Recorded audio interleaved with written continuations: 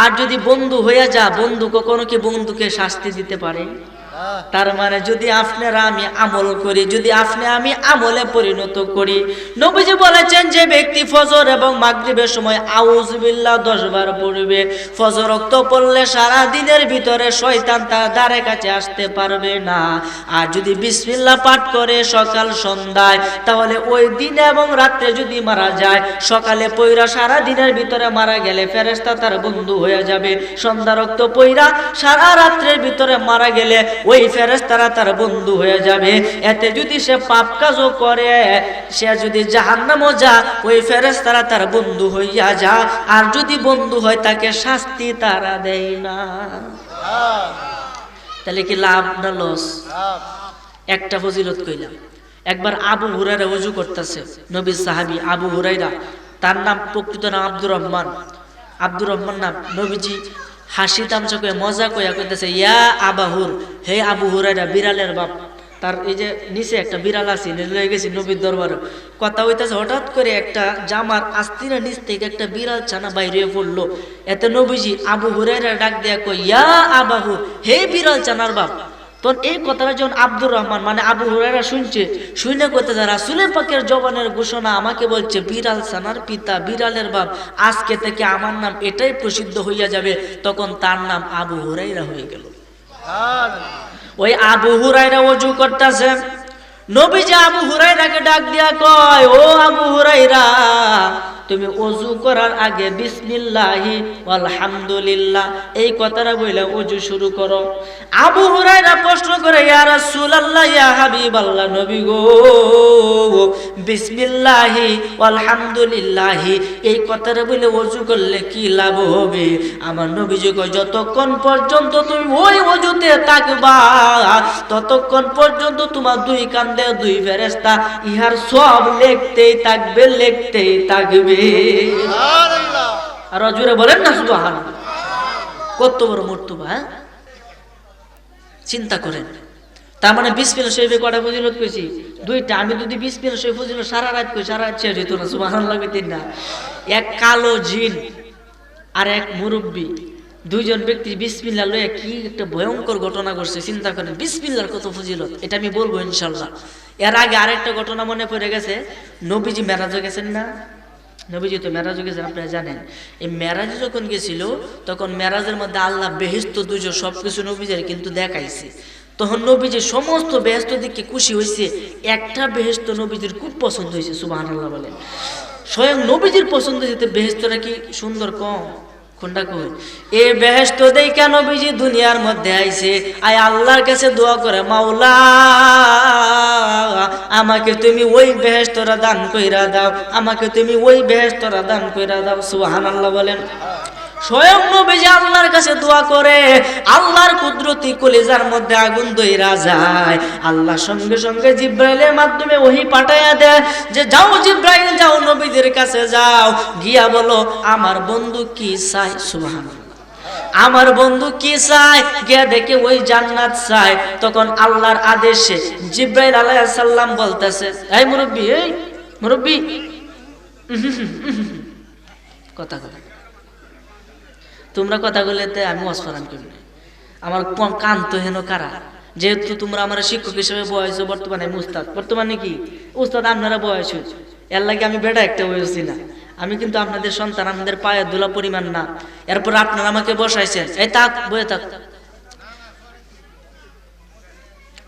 তাক তাক, কথা কয় না বাবু, কথা বলো না। হ্যাঁ, মাদ্রাসাত মনে পড়ে, ছোট মানুষ তো বুঝছে না, বাদ দিন। বলতেছে, হুজুর আল্লাহর পক্ষ থেকে আমি জিব্রাইল খবর নিয়ে আইছি, আপনি কি চান? আমি তো ওই জান্নাতটা চাই, যে জান্নাত আমার মন কাইরা নিছে। তখন আল্লাহ ডাক দেয়া কয়, বন্ধু হাবিব গো, জান্নাতের খলিক আল্লাহ, মালিক আপনি। সুবহানাল্লাহ। আপনি কি জান্নাত চান? আপনি তো বাড়ির মালিক। আরে বাড়ির মালিকের কাছ থেকে অনুমতি নিয়ে মানুষ ভিতরে যাবে, আর আপনি বাড়ির লাগে কান্নাকাটি করেন, নবী গো আমি আল্লাহ জান্নাত বানাইছি, ঠিক আছে, আমি হলো খলিক মানে সৃষ্টিকর্তা, আপনারা আমি জান্নাত লিখে দিলাম। এক কাটা ক্ষেত আমার নামে লিখে দিছেন, বলেন ক্ষেতের মালিক কি আপনি না আমি? আমি। আপনি লিখে দেন তা আল্লাহ নবীজির জান্নাত দান করে দিয়েছে, নবীজি জান্নাতে একান্ত করে। তখন আল্লাহর কাছে প্রশ্ন করে জিবরাইলের মাধ্যমে যে আল্লাহর কাছে বলো তো এই জান্নাতে কে যাবে? বলতেছে আপনার উম্মতরাই যাবে। ও কোন আমল করলে ওই জান্নাতে যেতে পারে? যে জান্নাতটা স্বয়ং নবীজির মন কাড়ে নিয়েছে। সুবহানাল্লাহ।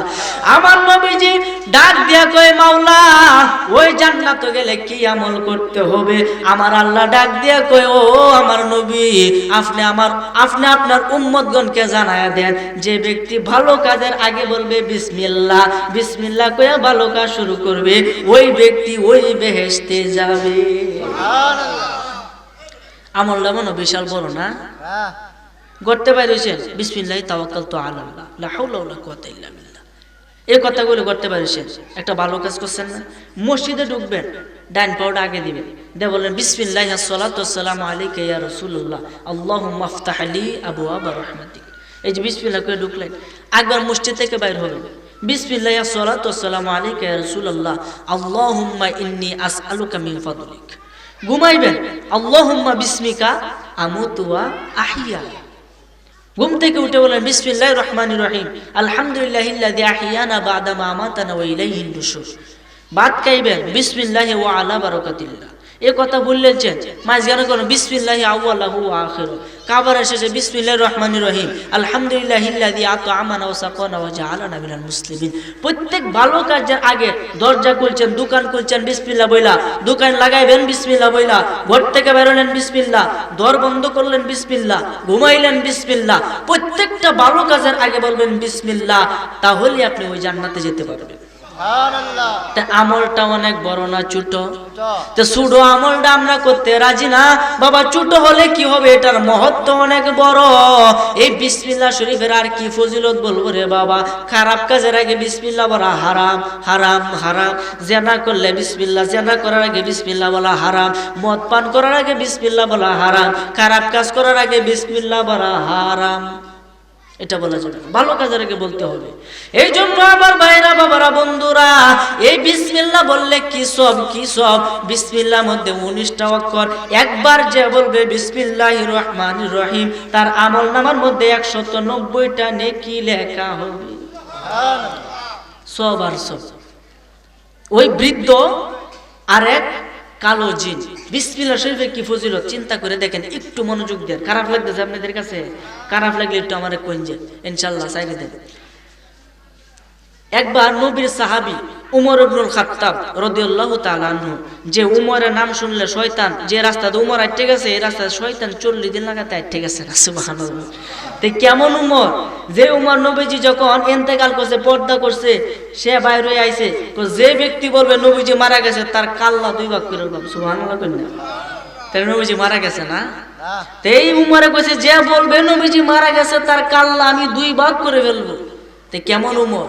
এই উমরের নাম যারা স্বপ্ন দোষ হয়, আপনারা এটা আমার উস্তাদের কাছ থেকে শিক্ষা, এটা গোপন এলেম, প্রকাশ করার যায় না। এরপর আপনাদের কাছে আমি বলে দিতেছি, মিডিয়াও যাবো গাইডে যাক। এই যে এইভাবে টান দেয়, আইন মিম র 3টা অক্ষর একসাথে লিখে ঘুমাই ভাই, আপনার শয়তান আপনাকে খারাপ স্বপ্ন তো দেখাইতো না, সারা রাত আপনার দাঁত দেওয়া হইতো না। সুবহানাল্লাহ। তা কেমন পাওয়া! উমর রাদিয়াল্লাহু তাআলা আনহু এবং তার সাহাবীরা, তার বলতে নবীজির সাহাবীরা একসাথে একটা বৈঠক মসজিদে নববীর ভিতরে বসে রয়েছে। এমন সময় একজনের নাম হলো আমর, আরেকজনের নাম হলো উমর। সুবহানাল্লাহ। একজনের নাম আমর, আরেকজনের নাম উমর। ওই আমরে উমর রাদিয়াল্লাহু তাআলা আনহুরে ডাক দিয়া বলতেছে, ও আমিরুল মুমিনিন উমর ইবনুল খাত্তাব, আপনি যে কোরআনের বর্ণনা করতেছেন, আপনি কি জানেন বিসমিল্লাহ শরীফের কি ফজিলত? সুবহানাল্লাহ। আপনি কি জানেন বিসমিল্লাহ শরীফের কি ফজিলত? উমর ইবনুল খাত্তাব ডাক দেয়া কই, ও আমর, কি ফজিলত তুমি কও। অন্ধকার যুগে, জাহেলিয়তের যুগে, যখন আমি মুসলমান ছিলাম না, ওই সময় ঘরের ভিতরে আমার কোনো ভাত ছিল না, খাওয়ান ছিল না। আমি টাকা উপার্জন করার জন্য জঙ্গলের রাস্তা দিয়ে বের হয়ে গেলাম। বের হয়ে যাইতে যাইতে হঠাৎ করে একটা তাবু আমার চোখে পড়লো। তাবু বুঝেননি? তাবু এই যে আগে যে সামিয়ানা টাঙ্গায় মানুষ থাকতো, আগে তো ঘর বাড়ি আসেন না, তাবুর মাঝে থাকতো। এই আমরে বলতেছে, উমর তুমি শোনো, আমি যখন এভাবে যাইতেছি ডাকাতি করার উদ্দেশ্যে, কি করা? ডাকাতি করার উদ্দেশ্যে যাইতেছি, হঠাৎ করে আমার চোখের মধ্যে একটা তাবু বসলো। এই তাবুর মধ্যে সামনে তাকায় দেখতে ঘোড়া বান্ধা আর কিছু পশু এবং এর ভিতরে একটা সুন্দরী মহিলা। আমি তাবুর কাছে গেলাম, গিয়ে দেখি একটা মুরব্বী লোক তাবুর মধ্যে ঢেলান দিয়ে বসে রয়েছে, যে সে উঠতেই পারবে না এরকম একজন বৃদ্ধ, তারা ধাক্কা দিলে ফিরে যাবো এরকম বৃদ্ধ। গিয়ে বলতেছে, তোর কাছে কি আছে আমারে দে। ওই বৃদ্ধ ডাক দিয়া কয়, বাবা তুমি যদি আমার মেহমান হতে চাও তাহলে আমি তোমার খেদমত করব, যদি কোনো সাহায্য দরকার লাগে আমি তোমাকে সাহায্য করব, বলো তুমি কি চাও। বেশি কথা কয় না, কি মনে হয় আমার দেখি আমি মেহমান আইছি, কি আছে দেও, নাহলে বিনাশ করে চালাই দেব। যেমন আমার দুলাভাই মুফতি তানজিল আহমেদ মাহফিল করে আইতাছে, ডাহাতে আটকাইছে, দেও ভাই কি আছে। মাহফিল করে আইছে, ঘুম, চোখের মধ্যে ঘুম, যখন ঘুম ঠিক মতো নিয়ে ধরছে, একটু ঘুমায় পড়ছে, গাড়ি প্রাইভেট কার, ঘুম থেকে সোজা করে রাও সব উঠছে, উঠতে দেখে গলা বরাবর ছুরি। আচ্ছা কোন এই মুহূর্তে কি কোনো কথা বলা যাবে? কোনো কথা নেই, গলা বরাবর ছুরি, সরাসরি সরাসরি ওনার মুখ থেকে ঘটনা। 50,000 টাকা সহ, মোবাইল শোয়া সহ, কাহর সহ সব নিচে গা, মানে বেস্তি আছেন যেগুলা শরীরে ঢুকে রয়েছে, যে বেস্তি যে ব্যাগের ভিতরে কাপড় চাপড় ছিল, তিনি মসজিদ থেকে মাহফিল করে বাড়িতে আসতেছে, এই মুহূর্তে বৈরব দিয়েছে। তো আল্লাহ তাদেরকে হেদায়েত করবে না, এবং তারাও হেদায়েত হয়ে গেল তারা জাহান্নামে যাবে। কেন? তারা বান্দার হক নষ্ট করছে, আর বান্দা যতক্ষণ ক্ষমা না করে ততক্ষণ আল্লাহ ক্ষমা করতেন। সুবহানাল্লাহ। এই জন্য যারা চুরি করে তাদের কোনো ধর্ম নাই, হিন্দু ধর্মে চুরি করার কথা নাই, খ্রিস্টান ধর্মে চুরি করার কথা নাই, মুসলিম ধর্মে, ইসলাম ধর্মে চুরি করার কথা নাই। যদি চুরি করে ধরা খায় তাহলে তার ডান হাত কেটে দাও, এরপরে চুরি করলে তার বাম হাত কেটে দাও, এরপরে যদি চুরি করে তার ডান পা কেটে দাও, তারপরে যদি চুরি করে বাম পাওটা কাটাতে তাকে পঙ্গু বানায়া ফেলো। ইসলামের আইন। হ্যাঁ, যদি কেউ কাউকে হত্যা করে তারও হত্যা করো, আর কোনো কথা নাই। খুনের বদলে খুন, কেসাস। এই জন্য ইসলামকে যদি আমরা পরিপূর্ণভাবে মানি তাহলে আর সমাজের মধ্যে ফিতনা ফাসাদ হবে না, সুররা কখনো বেহেশতে যাইতে পারবে না, কারণ তারা বান্দার হক নষ্ট করে, বান্দার মনে কষ্ট দেয়, তারা তাকে ক্ষমা করবে না, আল্লাহ ক্ষমা করবে না, শেষে তাকে জাহান্নামে যেতে হবে। কথা কোন ঠিক কিনা? এই জন্য যারা চুরি করে, সুররা যদি মরব শূন্য, তখন আল্লাহর রাস্তে ভালোই বলেন যে আপনার পাও আপনি কুড়াল মারতেছে। এই জন্য আমার ভাইরা, বাবারা, বন্ধুরা, ওই আমরে ডাক দিয়ে কই, উমর তুমি শুনো, আমি যখন ওই ব্যক্তিকে বললাম তোমার কাছে যা আছে আমাকে দিয়া দাও, ওই বৃদ্ধ কোলে বলে উঠতে দাঁড়াইয়া বিসমিল্লাহির রহমানির রহিম এই কথা বলিয়া আমার উপরে এমন আঘাত করলো যে বৃদ্ধর এক আঘাতে আমি মাটিতে পড়া আছাড় খাইয়া গেলাম। ওই বৃদ্ধ আমার বুকের মধ্যে উঠা বসলো, বসে আমার গলার মধ্যে ছুরি ধরে কয়, অন্তরে কি জব করতাম না, সাইরে দিতাম। আমারে কইতাছে উমরের, চিন্তা করেন, বৃদ্ধ উঠতে পারে না। জুয়েল ভাই কথা একটু কম কইলে ভালো হয়, মনে খাইছেন আজকে, যে খাওয়াই আমরা ইনশাল্লাহ। যাক, পরে আপনার আমারে বলতেছে যে উমর তুমি শুনো, আমি আশ্চর্যজনক একটা বিসমিল্লাহ শরীফে ফজিলত দেখলাম, যে বৃদ্ধ সে উঠতে পারে না, সে বিসমিল্লাহ বললে আমার উপরে এমন একটা আঘাত করলো যে এক থাপ্পড়কে আমি মাটিতে আছাড় খাইয়া গেলাম, আমার বুকের মধ্যে বসে সে আমার গলার মধ্যে ছুরি দিয়ে অন্তর কি করতাম। সুবহানাল্লাহ। তোরে কি সাইরে দিতাম নাকি তোরে জব করতাম? আমি জান বয়া বললাম আমাকে ছেড়ে দাও, তখন আমার সাইরে দিল। আমি মনে মনে কইলাম আমার মতে এত বড় একজন ডাকাত, এত বড় একজন পালুয়ান একটা বৃদ্ধর কাছে হেরে গেল, হাই রে আমি কিভাবে আমার সমাজে মুখ দেখাইবো, আমি তো নিজেকে ক্ষমা করতে পারবো না। এই কথা বলে সে আবারও বলতেছে, বৃদ্ধ তোর কাছে কি আছে আমারে দিয়া দি। সুবহানাল্লাহ। খেলা কার? আরে খেলা ডাকা আল্লাহ তোমার লীলা খেলা, কেউ বুঝে না, বলেন আল্লাহ তোমার লীলা খেলা, কেউ না, তুমি কাউকে রাখো 10 তলাতে, কাউকে রাখো গাছতলা, কাউকে রাখো লাতে, কাউকে রাখো গাছতলা, আল্লাহ তোমার লীলা খেলা, কেউ বুঝে না।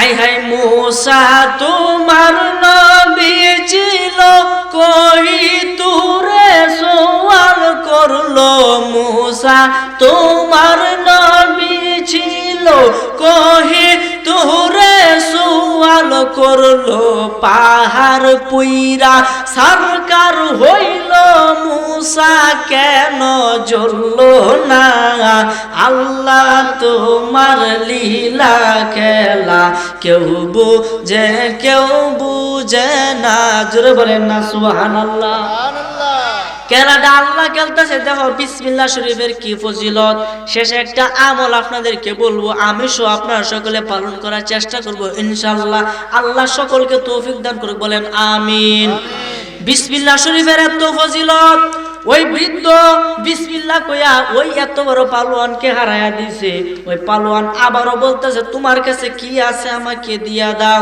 তখন ওই ব্যক্তি আবারও বলল বিসমিল্লাহির রহমানির রহিম এই কথা বলে আবারও আমার উপর ঝাঁপিয়ে পড়ল আবার আমাকে মাটির মধ্যে ফেলাই আমার বুকের মধ্যে বসে বলতে তোরে কি এখন জব করব নাকি সাইডে দিব সুবহানাল্লাহ আমি আশ্চর্য হয়ে গেলাম উমর তখন আমি জানবো বললাম বাবা আমাকে ছেড়ে দেন আমি ভুল করেছি দ্বিতীয়বার ছেড়ে দিল তৃতীয়বার আমি একই ভুল করলাম আমি তার কাছে আবারও মাল চাইলাম শেষে সে রাগে বিসমিল্লাহ বইলা আমাকে একেবারে জব করার সিদ্ধান্ত নিল তখন আমি প্রাণ ভয়ে বললাম আমাকে ছেড়ে দাও ওই ব্যক্তি বলল এতক্ষণ তো বাবা লোভ দেখাইছো আমারে আর তোমারে ছাড়ছি না তোমার শেষ করে লাগে এটা কই দাসী এই যে সুন্দর মহিলা এই দাসী আমার ধারালো তলোয়ারটা লইয়া এই কথা কই দেখো আমনে ফাও দুই আমনে ভিক্ষা চাই আমার আপনি মাফ করে দেন আমি আপনাকে চিনতে পারি না কো সারাম এমনিতে ছাড়তাম না তোর বংশের মধ্যে যেটা দেখলে তোরে অপমান করবো এটা করে সারাম যে কি করবার কো তোর সামনে চুল কাটতে লাগে তখনকার যুগে আরবের একটা নীতি ছিল তাদের দেবী ছিল আল উজ্জা লাত উজ্জা তাদের দেবদেবীর নাম তারা সামনে মাথা চুল হয়ে যেত তোরা কাটা চুল এবং তাদের গোত্রের সামনে গেল লজ্জা বোধ করতো শরম পাইতো কেন যে তারা হয়তো বা কারোর সাথে যুদ্ধ করে হাইরে গেছে এই কারণে মাথা চুল কাটিয়ে দিছে এই যুদ্ধটা মানে তারা ভয়টা পাইতো বলতেছে আমার চুল কাটুন নেবে কয় আরো কথা কস এটা কয় চুল কাটিয়ে দিছে চুল কাজ তাহলে বাইক গেলে শরম পাইতো না এই ক্যারে শরম পাইবো এই কারণে সে বলতেছে বাবা আমি 1 বছর আপনার কাছে মনি কাটবো এরপর আমি এই মাথা লয়ে কারোর সামনে যাইতাম না সুবহানাল্লাহ উমর ডাক দিয়ে কয় আমর এরপরে কি হয়েছে কও হুজুর দুঃখের ঘটনা কি বলবো আমি 1 বছর লাগাতে ওই বৃদ্ধর খেদমত করলাম বৃদ্ধর খেদমত করার পরে 1 বছর পরে ওই বৃদ্ধ আমাকে নিয়ে একটা উপত্যকায় নিয়ে গেল ওইখানে দাঁড়ায় আসে বলল বিসমিল্লাহির রহমানির রহিম উচ্চ আওয়াজে করে এটা পড়লো তখন পাহাড়ের মধ্যে যত পশু পাখি ছিল যত পাখি আসেন সমস্ত পাখি ভয় পায়া বাসা ছাইরা চইলা গেছে কিতাবের ঘটনা মনোযোগ দিয়ে শুনেন তখন বলতেছে আচ্ছা ঠিক আছে আবার বিসমিল্লাহির রহমানির রহিম পড়লো যত হিংস্র প্রাণী আছে সব পাহাড় ছাইরা চলে গেল আর একবার জোরে বিসমিল্লাহির রহমানির রহিম পড়লো তখন খেজুরের ডালের পরিমাণ লম্বা একটা কালো জিন তার সামনে হাজির হইয়া গেল জিন কি জিন ওমা খালাকতুল জিন্না ওয়াল ইনসা ইল্লা লিয়াবুদুন আমি মানুষ এবং জিনকে সৃষ্টি করেছি একমাত্র আমার ইবাদত করার জন্য সুবহানাল্লাহ জিন হাজির হইল জিন যখন হাজির হইল তখন এই বৃদ্ধ জিনের সাথে যুদ্ধ করার জন্য রাজি হইল জিনের সাথে যুদ্ধ করবে তখন তার সাথে যে ওই যে আমর ছিল আমররে কইতাছে বাবা যদি আমি হেরে যাই তুমি বলবা বিসমিল্লাহির রহমানির রহিমের খাতিরে তুমি বিজয় হইবা এই কথাটা খালি আমার কানে কানে কই দিবা আমি তুই হেরে যাই আচ্ছা ঠিক আছে জিনের সাথে যুদ্ধ লাগলো জিনের সাথে যুদ্ধ লাগলে জিন তারে হারায়া দিল তখন ওই ব্যক্তিরে শিখাইয়া দিছিল যে বিসমিল্লাহ কইবা তাইলে আমার শক্তি আবার ফিরে আইব সে বলতেছে লাত উজ্জার কসম আমার দোস্ত তোমারে হারায়া দিব নাউজুবিল্লাহ লাত উজ্জা তাদের দেবী মূর্তি দেবদেবীর নাম তখন বৃদ্ধ কি করছে ফরাত তাকে এমন এক সর মারছে আমরে কো আমি দিনে দুপুরে আসমানে তারা দেখতেছি সুবহানাল্লাহ এমন সর মারছে আমি দিনও তারা দিয়ে আসমানে সর্বনাশটা করছে তখন কি হইরি আমি তো ভুল করেছি যে হুজুর ভুল হয়েছে তখন এই বৃদ্ধ আবারও উঠছে কলে বলে উঠতে তার সাথে খাইজে লাগে জিনকে হারাই দিছে তখন ওই ব্যক্তি বলতেছে আমার বন্ধু বিসমিল্লাহর খাতিরে বিজয় হয়েছে সুবহানাল্লাহ এই কথা যখন বলছে বলার পরে দিয়া ওই বৃদ্ধ এবং আমর বাড়িতে চলে আইতেছে। জিনটা হেরে গেল, বাড়িতে চলে আইতেছে। তখন আমরে ওই বৃদ্ধকে প্রশ্ন করে, বাবা আসলে ব্যাপারটা কি, কিছুই তো বুঝলাম না। গিয়ে 3 বার বিসমিল্লাহ বললেন, 3 বারের মাথায় একটা কালো জিন আসলো, তার সাথে আপনি যুদ্ধ করে তারে হারায় দিলেন। এটার কারণ কি, এটার ব্যাখ্যা আমি জানতে চাই। সুবহানাল্লাহ বলেন। এর ব্যাখ্যা আমি জানতে চাই। ওই বৃদ্ধ ডাক দিয়া কয়, বাবা আমর, তাহলে তুমি শুনে রাখো, শুনে রাখো, একটা জিন আমার বন্ধু ছিল, একটা জিন আমার বন্ধু ছিল। কোনো কারণে তার সাথে আমার হাতাহাতি হয়, গুসা হয়। তখন সে আমার সাথে প্রতিজ্ঞা করছে, প্রতি বছর তার একটা জিন আমার সাথে যুদ্ধ করবে, খ্রিস্টান জিন আমার সাথে যুদ্ধ করবে। যদি হেরে যায় তাহলে আমি জিতে যাব, আর যদি আমি হেরে যাই তাহলে আমার পরিবার সব ধ্বংস করে দিবে। ও এই কথা, আচ্ছা ঠিক আছে। রাস্তা দিয়ে হাইটে আইতেছে, জিনের সাথে যুদ্ধ করতে করতে তার শরীরে খুব ক্লান্ত আসলো, যেহেতু মুরব্বী মানুষ, সেই একটু হেলান দিল। হেলান দেওয়ার পরে ঘুমায় গেল। ওইদিকে আমর উমরে ডাক দেয়, কই উমর গো, আমি কেমন বিশ্বাসঘাতকতা করলাম। ওই বৃদ্ধ আমাকে কতই না মহব্বত করত। আমি ওই বৃদ্ধ যখন ঘুমাইলো, ঘুমের পরে তার তরোয়ালটা লইয়া এক কুবে বৃদ্ধার 2টা পা আমি আলাদা কইরা দেই। নাউজুবিল্লাহ। বলেন এরকম বিশ্বাসঘাতক আছে না নাই? বাংলা জমিনে কি কম আছে? আহা, আপনার কাইবো, আপনার পড়বো, এরপর আপনি যে কি, এটা মনে রাখতো না। এটা সে স্বার্থপর মানুষ। এই জন্য তো আমি কই, স্বার্থ ছাড়া পৃথিবীতে কেউ কাছে আসে না, স্বার্থ ছাড়া বন্ধু বান্ধব ভালোবাসে না, স্বার্থ ছাড়া ভালোবাসে শুধু আমার মা। ঠিক না ঠিক? আরে স্বার্থ ছাড়া ভালোবাসে শুধু আমার মা। এই গজলটা বলার পরে কিছু পণ্ডিত আছে কয় মারও স্বার্থ আছে। আরে মায়ের কি স্বার্থ রে বাবা? তুমি খারাপ হইছো, মারে বাদ দেও না, এরপরও তুমি লুকায় দেখো মা মোনাজাতে কান্দে আমার ছেলেরে তুমি ভালো রাখো। ঠিক না বেটি? তা মার স্বার্থ কইতে আছে। এনি স্বার্থ যে আমার পুত্রা বড় করি, সে ভালো মানুষ হবে, আমার জন্য দোয়া করবে, এটা স্বার্থ। এই স্বার্থ তো সবারই আছে, আছে না নাই? এটা আছে। আল্লাহ তো নবীজিরে বানাইছে যে আমার দিন প্রচার করবে, মানুষ আমার ইবাদত করবে। তখন কি কইতে হবে? আল্লাহ স্বার্থ আছে, এটা কইতে পারবেন? আস্তাগফিরুল্লাহ, নাউজুবিল্লাহ। মার স্বার্থ না। গজলটা কি কইতাম আপনারা সামনে?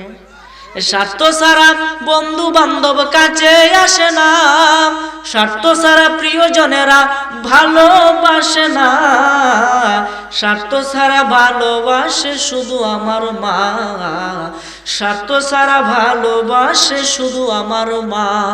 ইট পাথর রড সিমেন্ট দিয়া মসজিদ মাদ্রাসা নির্মাণ করে, লক্ষ টাকা মজুরি নেয় মসজিদের কারিগরে। নেই কি নেই না? আরে মায়া আমারে সুন্দর দেহ গইরা দিয়া 1টি টাকা চাইল না, স্বার্থ ছাড়া ভালোবাসে শুধু আমার মা। ঠিক না বেটি? এজন্য মায়ের মনে কষ্ট দেওয়া যাবে না। যদি মায়ের মনে কষ্ট দেন, আপনার জান্নাত আপনি ধ্বংস কইরা দিয়েছেন। জান্নাতে যাওয়ার আশা করুন।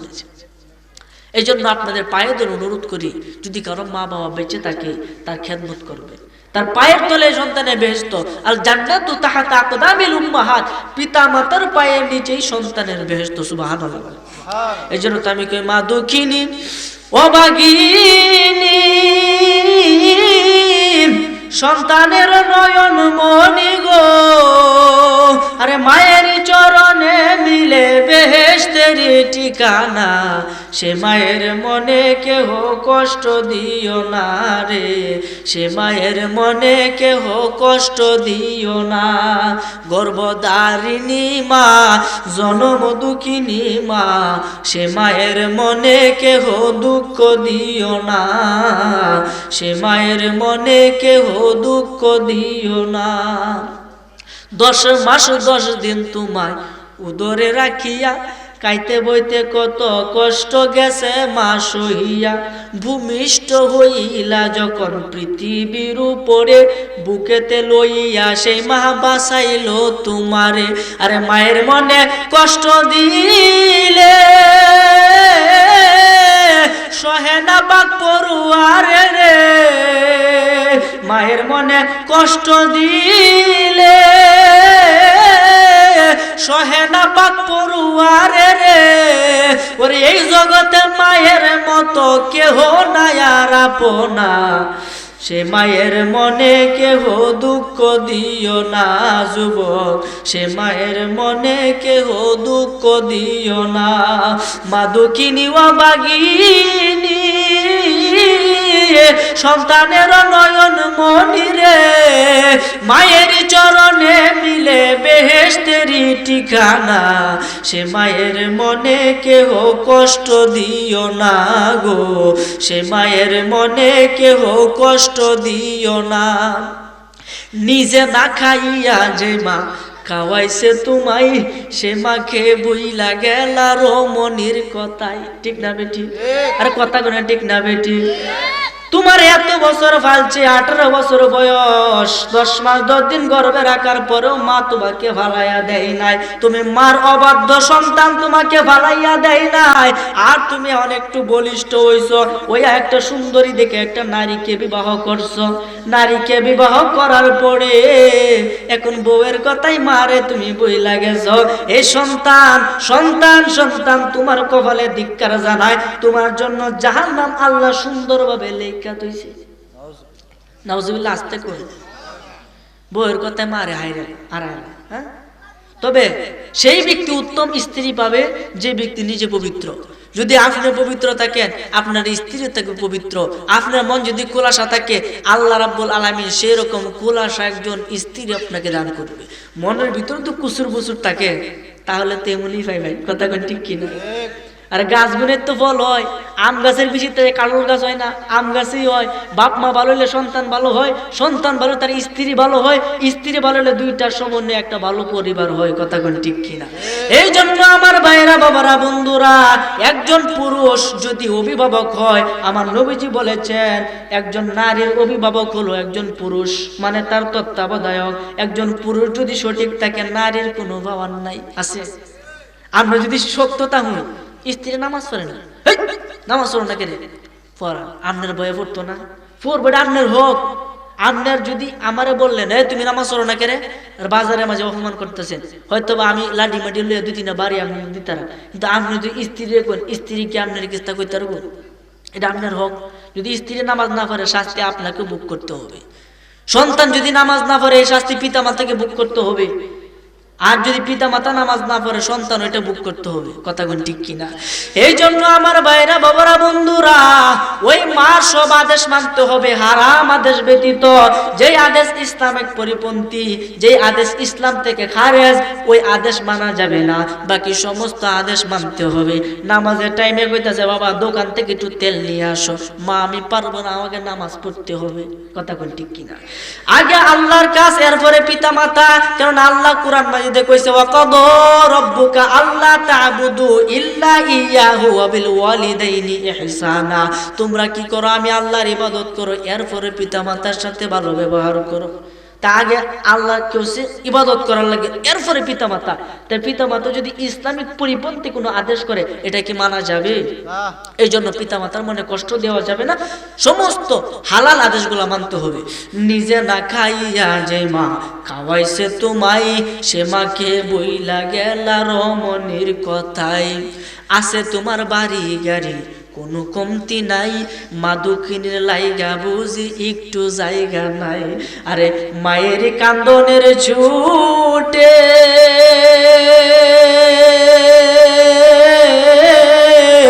আল্লাহর আরশ কেঁপে উঠে গো, মায়ের কান্দনের ছুটে আল্লাহর আরশ কেঁপে উঠে গো। আরে মা জননী নাই রে যাহার, কে দিবে তাকে সান্ত্বনা, সে মায়ের মনে কেহ দুঃখ দিও না গো, সে মায়ের মনে কেহ দুঃখ দিও না। মা দুঃখিনী অবাগিনী সন্তানের নয়ন মনি গো, মা দুঃখিনী অবাগিনী সন্তানের নয়ন মনি গো। মায়ের চরণে মিলে বেহেশতেরি ঠিকানা, সে মায়ের মনে কেহ দুঃখ দিও না রে, সে মায়ের মনে কেহ দুঃখ দিও না। না দেওয়া যাবে? দুঃখ দেওয়া যাবে না। এই জন্য পৃথিবীর সমস্ত মানুষ আপনাকে ভালোবাসবে। দেখবেন পিছে একটা স্বার্থ আছে, স্বার্থ ছাড়া কেউ ভালোবাসে না। আপনার নিজের বন্ধু আপনার ছাড়া বাদ তার ফেরো জানা, দেখবেন তার কার্য হাসিল হলে আপনার কোনো দাম নাই। কথা কোন ঠিক কিনা? এই জন্য বন্ধু বানাইবেন বন্ধুর মতো বন্ধু। সৎসঙ্গে স্বর্গে বাস, অসৎ সঙ্গে সর্বনাশ। ভালোর সাথে থাকলে কাই বাড়ার ভান, খারাপের সাথে থাকলে কাড়ে দুই কান। কথা কোন ঠিক কিনা? যদি তুমি ভালো কাজ করে নিতে পারো বিদায়, সমস্ত মঞ্জিলে আল্লাহই হবে তোমার সহায়। এই জন্য ভালো কাজ সবসময় করতে হবে, ভালো কাজের সাথে থাকতে হবে, মন্দ কাজকে পরিহার করতে হবে, ভালোকে গ্রহণ করতে হবে, আমন্ত্রণ জানাইতে হবে।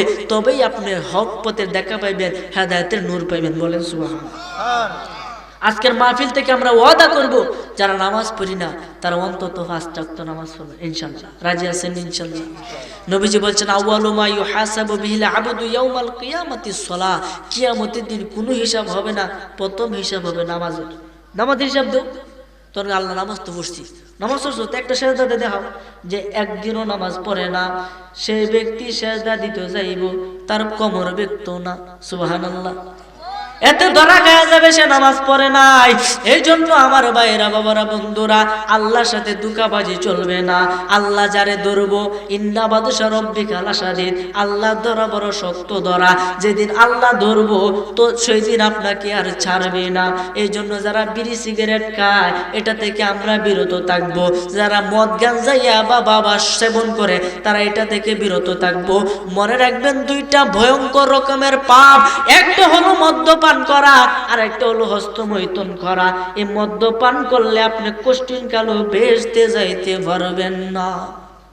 তবে তওবা ছাড়া, তওবা যদি করেন বেহেশতে যেতে পারবেন। আর একজনকে জাহান্নামী কোয়া আপনি আমার কোনো অধিকার নাই। আছে? আপনি নামাজ পড়েন, আপনি যদি কই তুই জাহান্নামে যাইবি, তুই কথাটা কি শুদ্ধ হইব না ভুল হইব? ভুল হইব। আপনি মালিক না। যেমন এক ব্যক্তির ঘটনা মনে হচ্ছে, কইয়ালতাম নি কোনটা কই কইয়ালাই কইবালাই।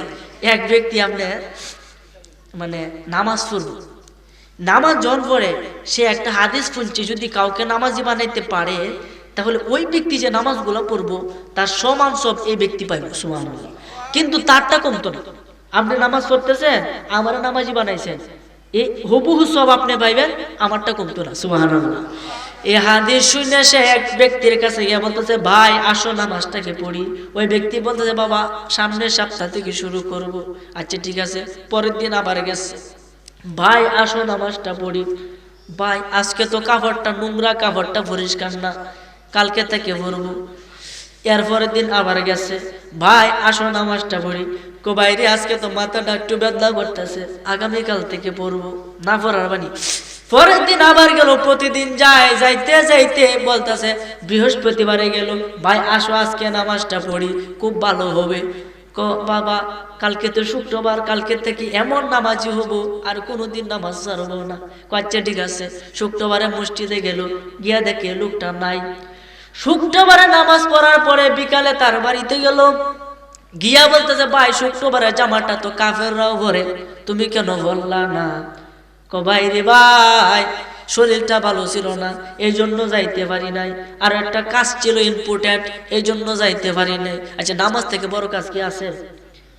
নামাজকে বলো না কাজ আছে, কাজকে বলো আমার নামাজ আছে। ফজর কাটে ঘুমের ঘরে, জোহর কাটে কাজে, আসর কাটে খেলায় ধুলায়, মাগরিব মাঝে মাঝে, এশার সময় হয়ে এলে থাকো মিছে দুনিয়ার পিছে, মনে রেখো মরণ তোমার অতি কাছে। ঠিক না বেটি? এই জন্য আমার ভাইরা, বাবারা, বন্ধুরা, ওই ব্যক্তি যখন বলল, আজকে তো আমার শরীরটা খারাপ, আমি নামাজে যেতে পারি নাই, মেহেরবানি করে আমারে ক্ষমা করে দাও। তখন ওই ব্যক্তি রাগে কইতেছে, তুই জাহান্নামে যাইবে। কি কইছে? তুই জাহান্নামে যাবি, এতদিন আসার পরে তুই নামাজ পড়ছিস, তুই জাহান্নামে যাবি। এই কথা কইতে আল্লাহ পাকের, আল্লাহ রাব্বুল আলামিনের পক্ষ থেকে ইলহাম হইছে। লোকটা ভালো মানুষ ছিল, ইলহামের মাধ্যমে জানতে পারছে এই জাহান্নামে দেওয়ার মালিক কি তুই না আমি আল্লাহ। সুবহানাল্লাহ। তুই যে জাহান্নাম তারা দিয়ে দিলে, এতে তুই যে এতদিন আমল করে এত এত সব কামাইলে, সবগুলো আমি মুচ্ছে দিলাম, তোর কাতারও শূন্য, তোর কাতারও কি শূন্য। আমি তোর সমস্ত নেক আমল বরবাদ করে দিলাম, আর যে ব্যক্তির তুই জাহান্নামে নিছস, মানে জাহান্নামের কথা কইছস, তার গুনাহগুলো মাফ করে দিলাম। সুবহানাল্লাহ। উভয় পক্ষে কি শূন্য না? বুঝুন যে কথাটা। এই ব্যক্তি ভালো কাজ করছে, করার পরে সে বলতে তুই তো জাহান্নামে যাইবি, এই কথাটা বলার কারণে আল্লাহ তাআলা শাস্তি দিয়েছে যে কি, যে তোমার সমস্ত আমল বরবাদ করে দিলাম। কারণ আমল কি আছে না শূন্য? আর এই ব্যক্তির গুনাহ জীবন ভরা ছিল, গুনাহগুলো মাফ করে দিছে। বলেন আমল আছে না শূন্য? এও শূন্য, হ্যাঁ শূন্য। এর গুনাহ নাই, হ্যারও গুনাহ নাই, এরও নেক নাই, হ্যারও কি নেক নাই, সবগুলা শূন্য। আমি এখন একসাথে করে দিছি, ওহন দেখ তুই নামাজ পড়ি কে লাগবে তারে। সুবহানাল্লাহ। যা দে দিলাম। চিন্তা করেন তাহলে সে আল্লাহ রাব্বুল আলামিনের খেলা বোঝা বড় দায়, কথা কোন ঠিক কিনা? প্রধান অতিথি আসলে আমি মাইক ছেড়ে দিব, এই জন্য ধৈর্য হারাবার কোনো কারণ নেই। আপনারা খারাপ লাগতেছে? খারাপ লাগলে কোন যে, এই জন্য আল্লাহ ব্যবস্থা করে দিছে, যাও শূন্যর কাতারে দিয়া দিলাম, এখন দেখি কে আগাইতে পারো, কে আগাইতে পারো। এই জন্য একজন নামাজ পড়তেছে, তার নামাজ ভুল হইতাছে, আপনি তাকে ধমক দেওয়ার কোনো অধিকার নাই। সে নামাজে আগে অভ্যাস হোক, এর পরে তার ত্রুটি যে ভুল ত্রুটি ওইটা বুঝাই দিবেন। আগে দুগুণ তোমার নামাজ হয় না, বাদ যাও তাড়াতাড়ি, হইবনি? নবীজি ইসলাম প্রচার করছে। এই জন্য নামাজি আগে হন, আগে মসজিদে যান, ভুল হোক কোনো সমস্যা নাই, দাড়ি আপনি রাখেন না কোনো সমস্যা নাই। আস্তে আস্তে যখন হেদায়েতের নূর আপনার ভিতরে জ্বলে উঠবে, তখনই আপনার দাড়ি রাখার মন চাইবে। সুবহানাল্লাহ। আর আমার নবীজি বলেছেন মান আহাব্বা সুন্নতি ফাকাদ আহাব্বানি ওয়া মান আহাব্বানি কানা মাই ফিল জান্নাহ। যে ব্যক্তি আমার সুন্নতকে ভালোবাসলো, সে ব্যক্তি আমি নবীকেই ভালোবাসলো, আর আমি নবীকে যে ভালোবাসলো সে ব্যক্তি জান্নাতে যাবে। এই জন্য তো আমি কই, নামাজ রোজা হজ যাকাত নবীর অবদান, নামাজ রোজা হজ যাকাত নবীর অবদান। ওরে ইমানদারের নামাজ রোজা অতি মূল্যবান। আল্লাহর দোস্ত রাসূলুল্লাহ সুলতানের সুলতান, ওরে হুব্বে রাসূল ইমানের মূল হাদিসে ফরমান, ওরে হুব্বে রাসূল ইমানের মূল হাদিসে ফরমান। আল্লাহর দোস্ত রাসূলুল্লাহ দুই কুলের সুলতান, ওরে হুব্বে রাসূল ইমানের মূল হাদিসে ফরমান। দয়াল নবীজির প্রেমে কান্দে না যার প্রাণ, দয়াল নবীজির প্রেমে কান্দে না যার প্রাণ। শুধু টুপি দাড়ি পাগড়ি দ্বারা হয় না মুসলমান, শুধু টুপি দাড়ি পাগড়ি দ্বারা হয় না মুসলমান। আল্লাহর দোস্ত রাসূলুল্লাহ দুই কুলের সুলতান, ওরে হুব্বে রাসূল ইমানের মূল হাদিসে ফরমান, ওরে হুব্বে রাসূল ইমানের মূল হাদিসে ফরমান। জানের চেয়ে কাছে বেশি নবী দু জাহান, ওরে জানের চেয়ে কাছে বেশি নবী দু জাহান। বলেন জানের চেয়ে কাছে বেশি নবী দু জাহান। আউলা বিল মুমিনিনা কোরআনে প্রমাণ, ওরে আউলা বিল মুমিনিনা কোরআনে বয়ান। আল্লাহর দোস্ত রাসূলুল্লাহ দুই কুলের সুলতান, ওরে হুব্বে রাসূল ইমানের মূল হাদিসে ফরমান, ওরে হুব্বে রাসূল ইমানের মূল হাদিসে ফরমান। জোরে বলেন না সুবহানাল্লাহ। তো ওই নবীকে ভালোবাসলে ইমানদার হওয়া যায়, ওই নবীর প্রেমে পড়লে ইমানদার হওয়া যায়। লা ইউমিনু আহাদুকুম হাত্তা কুনা হাব্বা ইলাইহি মিন ওয়ালিদিহি ওয়া ওয়ালাদিহি ওয়ান নাসি আজমাইন। পিতামাতা, ভাই বোন, আত্মীয় স্বজন, পাড়া প্রতিবেশী, নিজের জানের চেয়েও বেশি নবীজিরা ভালোবাসতে হবে, না হলে আপনি ইমানদার হইতে পারবেন না। ঠিক না? ঠিক। এই জন্য যারা সাহাবী হয়েছে তাদের কোনো ভয় নাই, তারা রাদিয়াল্লাহু তাআলা আনহু, আল্লাহ তাদের প্রতি রাজি। ওই যে আমর নবীজির সাহাবী, উমরও নবীজির সাহাবী। ওই যে ঘটনাটা বাহির হয়েছে, কইলতাম নি এর তো বাহির হয়েছে, মন হয় নাই যে আমারে কইতেছে উমর, পরে কি হয়েছে শুনো না, যে কি হয়েছে। আমি তো বিদ্যারে জিজ্ঞাসলাম যে কি গো এই ঘটনাটা কি বুঝলাম না, জিনের সাথে কাজে লাগবে, এটা তো মানুষের দ্বারা সম্ভব না। তাহলে শোনো, একটা খ্রিস্টান জিন আমার বন্ধু ছিল। খ্রিস্টান জিন যখন আমার বন্ধু ছিল, আমি তার সাথে সন্ধি করতাম, তার সাথে চলতাম।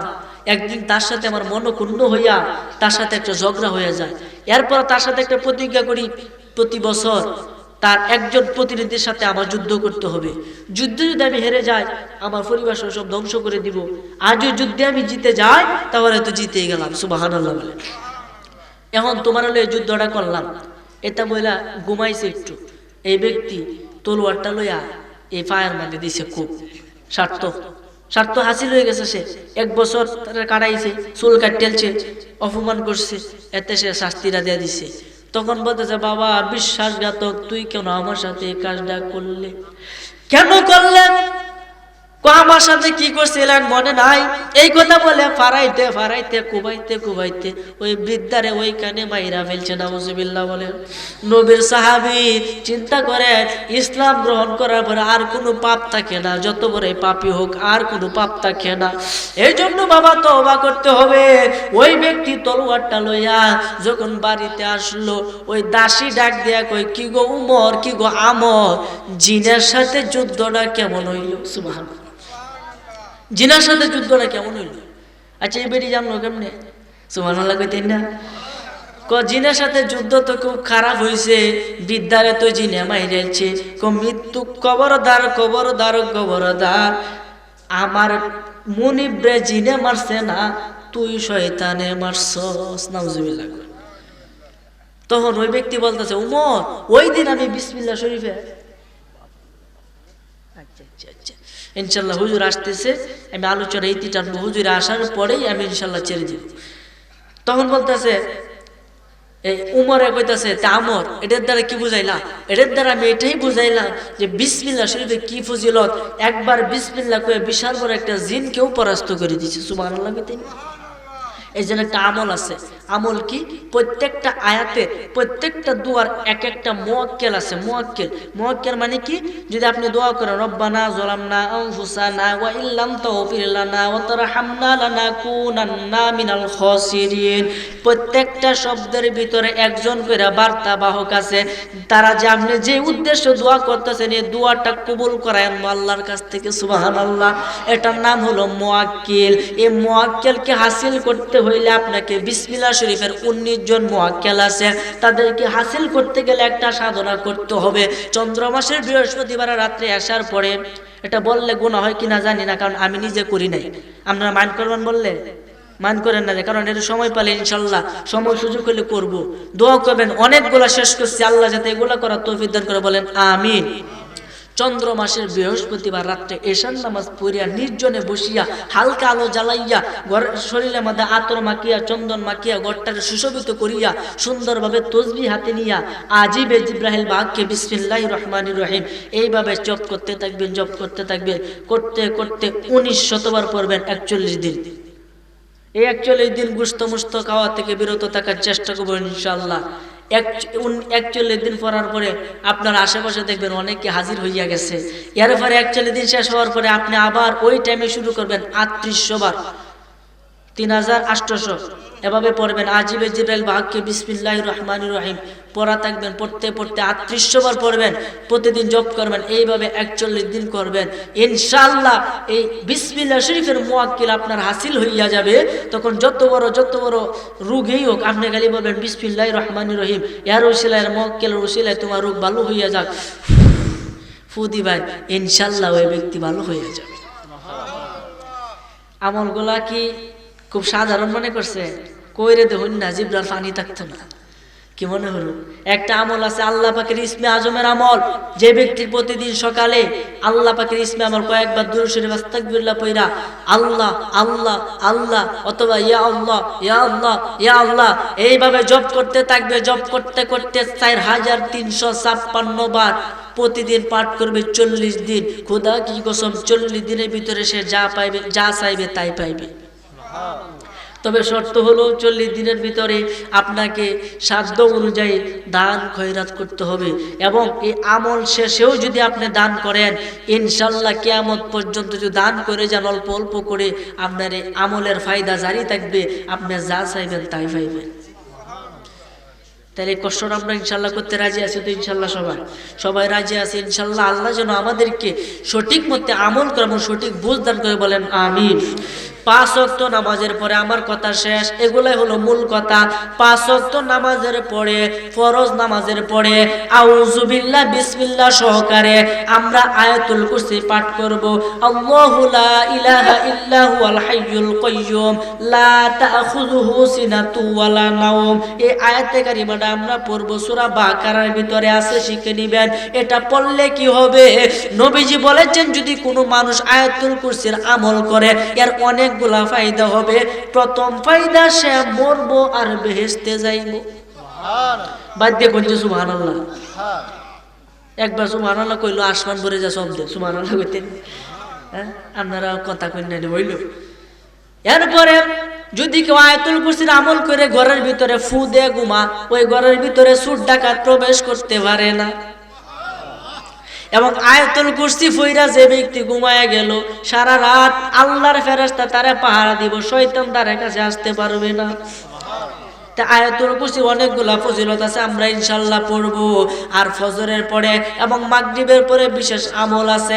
এমনকি প্রত্যেক নামাজের পরে নবী করিম পাক সাল্লাল্লাহু আলাইহি সাল্লাম নিজ জবান মুবারকে ঘোষণা দিয়েছে সুবহানাল্লাহ 33 বার, আলহামদুলিল্লাহ 33 বার, আল্লাহু আকবার 33 বার।